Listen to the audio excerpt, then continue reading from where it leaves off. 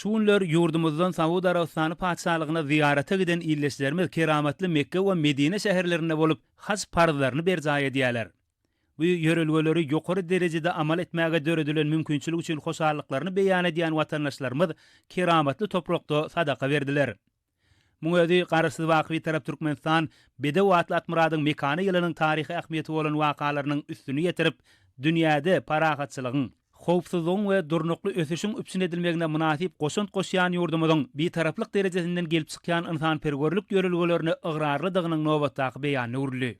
Saudi Arabistan padşahlygyna ziýaratda bolýan illeşlerimiz berilen sadakada halkymyzyň bagtyar durmuşynyň, ýurdumyzyň awadançylygynyň putolanmagy ugruna ýygyderli alada edýän Hajar kadagymyza, arkadaly Haji serdarymyza alkyş sözlerini aýtdylar.